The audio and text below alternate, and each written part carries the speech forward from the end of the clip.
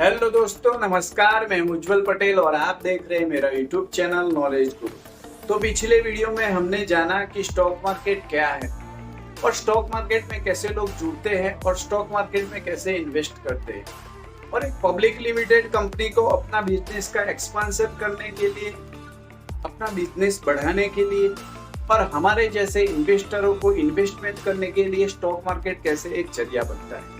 अगर आपने वो वीडियो नहीं देखा है तो मेरा आपसे रिक्वेस्ट है कि आप जाके जरूर देखें, क्योंकि stock market basic to advance series समझने पे आपको बहुत ही आसानी रहेगी। अब इस वीडियो में हम बात करेंगे कि स्टॉक मार्केट की शुरुआत किसने की, स्टॉक मार्केट की शुरुआत कहाँ हुई और कैसे हुई, और हर एक टॉपिक के बारे में बात करेंगे, हर एक पहलू के बारे में बात करेंगे, हर एक वो चीज के बारे में बात करेंगे जिसका असर कम या ज्यादा स्टॉक मार्केट पे पड़ता है। तो आइए इस वीडियो की शुरुआत करते हैं। स्टॉक मार्केट को शुरू करने का श्रेय कपास के व्यापारी प्रेमचंद रायचंद जैन को दिया जाता है। 1850 के दशक में एक बरगद के पेड़ के नीचे कपास के कारोबार से जुड़े सौदे होते थे। यह मुंबई के टाउन हॉल के सामने था, जो आज हॉर्निमैन सर्कल के नाम से जाना जाता है। धीरे धीरे वहां पर बहुत सारे दलाल यानी कि ब्रोकर जमा होने लगे और सौदे भी होने लगे, और 1875 तक ब्रोकरों की संख्या इतनी बढ़ गई कि इस खरीद फरोख्त के कारोबार के लिए एक ऑफिस तक ले लिया गया। इन ब्रोकरों में पारसी, मारवाड़ी, मराठी, मुस्लिम, गुजराती, जैन, ब्राह्मण और बनिया सभी कम्युनिटी के लोग शामिल थे। और 1895 में स्टॉक एक्सचेंज ने दलाल स्ट्रीट पर एक जमीन खरीद ली और 1899 में स्टॉक एक्सचेंज की स्थापना हो गई। आज बॉम्बे स्टॉक एक्सचेंज 146 साल का हो गया है। करीब 41 साल पहले 100 के आधार अंक से शुरू हुआ स्टॉक एक्सचेंज आज 73,000 के करीब पहुंच गया है। तो अब हम हर एक वो टॉपिक के बारे में बात करेंगे जिसका असर कम या ज्यादा मार्केट पर पड़ता ही है। मार्केटें बहुत ही सेंसिटिव होती है। हमारे आसपास जो घटनाएं घटित हो रही है, जो चीजें हो रही है, उन सब का असर मार्केट पे कहीं ना कहीं पड़ता ही है, और उससे ही हम स्टॉक मार्केट की चाल का अंदाजा लगा सकते हैं। मार्केट में सेंटीमेंट का अच्छा खासा असर पड़ता है। यानी कि क्या लगता है, एक बहुत ही बड़ा समूह, एक बहुत ही बड़ा समाज का हिस्सा जो सोचता है, यानी हर एक वो लोग जो मार्केट से कहीं ना कहीं जुड़े हुए हैं और वो क्या सोचते हैं, उन सभी के सेंटीमेंट का असर मार्केट पर अच्छा खासा पड़ता है। और दूसरा है चुनाव यानी कि इलेक्शन। इलेक्शन का भी पॉजिटिव या नेगेटिव हर तरीके का इम्पैक्ट स्टॉक मार्केट पर पड़ता है। आपको तो मालूम है कि हमारे देश में कहीं ना कहीं कोई न कोई स्टेट में साल भर में इलेक्शन आते रहते हैं। उसके कारण सीधा असर मार्केट में इन्वेस्टमेंट पर पड़ता है। जो इन्वेस्टर है वो सोचता है कि जो मौजूदा सरकार है वो रहेगी या चली जाएगी। अगर कोई नई सरकार आएगी तो उसका कामकाज कैसा रहेगा, उसकी पॉलिसी कैसी रहेगी। उसके कारण वो मार्केट से दूर रहता है। वो सोचता है कि अभी इन्वेस्टमेंट करना पोस्टपोन रखते हैं। तो ऐसे टाइम में मार्केट में अफरा तफरी बढ़ जाती है, यानी कि वॉलेटिलिटी बढ़ जाती है, या मार्केटें साइडवेज हो जाती है, या मार्केटें करेक्शन लेती है। तो इलेक्शन के कारण मार्केट पे बहुत बड़ा इम्पैक्ट पड़ता है। और तीसरा है वेदर। वेदर का भी बहुत बड़ा असर मार्केट पर पड़ता है। आपको मालूम है कि हमारा देश एक कृषि प्रधान देश है। अगर बारिश अच्छी होती है, मॉनसून अच्छा रहता है, तो उसके कारण फसल अच्छी होती है। फसल अच्छी होने के कारण जो हमारा छोटा किसान है उनकी आय में बढ़ोतरी होगी, और जो मिडिल क्लास है, लोअर मिडिल क्लास है, उनके पास पैसा आएगा, और उनके पास जो पैसा आएगा उसके कारण उनकी खरीद शक्ति में बढ़ोतरी होगी। उनकी खरीद शक्ति जब बढ़ती है तो इंडस्ट्रियल डिमांड में बढ़ोतरी होती है। इंडस्ट्रियल डिमांड में बढ़ोतरी के कारण सीधा असर कंपनियों के रिजल्ट पे पड़ता है, यानी कंपनियों का ग्रोथ भी अच्छा होता है।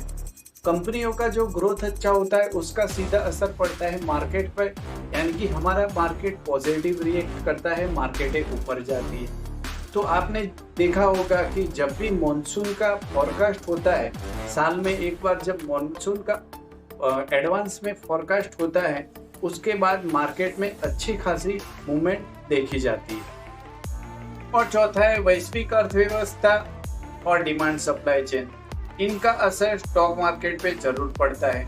आज के समय में हर एक देश की इकोनॉमी दूसरे देश पर डिपेंडेंट है, यानी कि एक दूसरे से जुड़ी हुई है। हर एक देश को दूसरे देश की कहीं ना कहीं कम या ज्यादा जरूरत पड़ती ही है। कुछ देश ऐसे हैं जिनके पास क्रूड ऑयल का भंडार है, जो पूरी दुनिया में क्रूड ऑयल का सप्लाई करते हैं, जिनको हम ओपेक कंट्री बोलते हैं, और पूरी दुनिया को क्रूड के बिना चल ही नहीं सकता। कुछ देश ऐसे हैं जिनके पास खनिज का अच्छा खासा भंडार है, मिनरल्स का भंडार है। कुछ देश ऐसे हैं जो ऑटोमोबाइल्स में नंबर 1 है और पूरी दुनिया में गाड़ियों का निर्यात करते हैं, जैसे जापान ही ले लो। कुछ देश ऐसे हैं जिनके पास अनाज का भंडार है, यानी कृषि प्रधान देश है, जैसे हमारा देश ले लो और रशिया ले लो। तो ये लोग सबसे ज़्यादा अनाज का निर्यात करते हैं। कुछ देश ऐसे हैं जिनके पास अच्छी टेक्नोलॉजी है, इनकी टेक्नोलॉजी के बिना दुनिया चल ही नहीं सकती।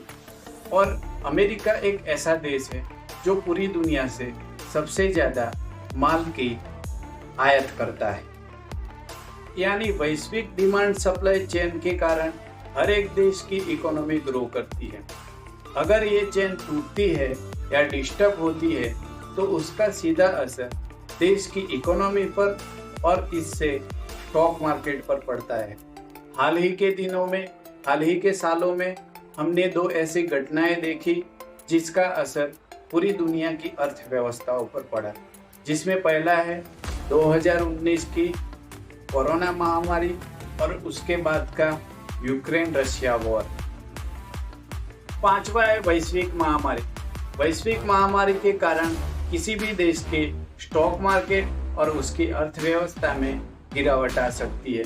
पिछले ही वर्षों में हमने देखा कि 2020 में कोरोना महामारी के कारण बहुत ही बड़ा क्रैश स्टॉक मार्केट में आया था। और उसके बाद का Ukraine Russia war. Ukraine Russia war के कारण पूरी दुनिया के देशों की अर्थव्यवस्था चरमराने लगी थी।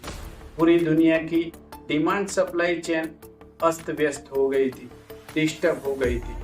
उसके कारण दुनिया के कई देशों में महंगाई दर तेजी से बढ़ने लगी थी और उसके कारण स्टॉक मार्केटों में भी गिरावट देखी गई थी। और छठा है विकसित देश की इकोनॉमी। विकसित देश की इकोनॉमी का भी असर स्टॉक मार्केट पर पड़ता है। खासकर अमेरिका जैसे देश की इकोनॉमी का असर हमारे स्टॉक मार्केट पर पड़ता है। पर पिछले कुछ सालों से हमारे और अमेरिका के रास्ते अलग अलग हो रहे हैं, क्योंकि हमारी घरेलू अंदरूनी डिमांड ही इतनी ज़्यादा है जिसका पॉजिटिव इम्पैक्ट हमारे स्टॉक मार्केट पर देखा जा सकता है। और दूसरी तरफ अमेरिका की इकोनॉमी और स्टॉक मार्केट दोनों ही मंदी की तरफ बढ़ रहे हैं, जिसके कारण दुनिया के बड़े इन्वेस्टर और फंड मैनेजर हमारे जैसे विकासशील देशों की इकोनॉमी और स्टॉक मार्केट में डाइवर्ट हो रहे हैं। यानी हमारे खुद का भी पैसा स्टॉक मार्केट में आ रहा है और बाहर का पैसा यानी FII भी अपना फंड हमारे स्टॉक मार्केट में इन्वेस्ट कर रहे हैं। और 7वां है कंपनियों का रिजल्ट। हमारे देश की स्टॉक मार्केट पर कंपनियों का रिजल्ट का भी असर देखा जा सकता है। अगर रिजल्ट अच्छा आता है तो स्टॉक मार्केट ऊपर जाता है, अगर रिजल्ट ठीक ठाक आता है या खराब आता है तो स्टॉक मार्केट करेक्शन लेता है। और हमारे देश के हर एक सेक्टर का ग्रोथ का डेटा जो हर क्वार्टरली पब्लिश होता है उसका असर भी स्टॉक मार्केट पर देखा जा सकता है। तो ऐसी हर एक चीज, हर एक फैक्टर की असर हमारे स्टॉक मार्केट पर होती है, क्योंकि हर एक वो चीज, हर एक वो फैक्टर बहुत ही गहराई के साथ एक दूसरे से जुड़े हुए हैं, जिसका असर कम या ज़्यादा स्टॉक मार्केट पर पड़ता ही है। तो दोस्तों, आज की वीडियो में हमने जाना कि स्टॉक मार्केट की शुरुआत कैसे हुई, कहाँ पे हुई और स्टॉक मार्केट पर किन किन चीज़ों का, किन किन बाबतों का कैसा असर होता है, वो हर एक टॉपिक के बारे में मैंने आपको पूरी डिटेल में समझाने की कोशिश की। तो दोस्तों, अगले वीडियो में हम बात करेंगे कि स्टॉक मार्केट में इंटरेस्टेड हर एक वो व्यक्ति जो पार्ट टाइम या फुल टाइम स्टॉक मार्केट करना चाहता है, उसको शुरुआती दिनों में किन किन चीज़ों का, किन किन बाबतों का ध्यान रखना है, उसके बारे में मैं आपको बहुत ही डिटेल के साथ समझाऊंगा। तो मिलते हैं अगले वीडियो में। तो दोस्तों, आपको ये मेरा वीडियो कैसा लगा वो कमेंट सेक्शन में जाके जरूर बताएं। अगर आपका कोई सुझाव है या क्वेरी है तो भी आप कमेंट सेक्शन में जाके देख सकते हैं। इस सीरीज का पहला वीडियो आपने नहीं देखा है तो उसकी लिंक मैंने नीचे डिस्क्रिप्शन में दे दी है, आप जाके देख सकते हैं। मेरा ये वीडियो लाइक करें, शेयर करें और चैनल को सब्सक्राइब करें। तो मिलते हैं अगले वीडियो में। तब तक आप अपना ध्यान रखें, ख्याल रखें और स्टॉक मार्केट अच्छे से करें। धन्यवाद।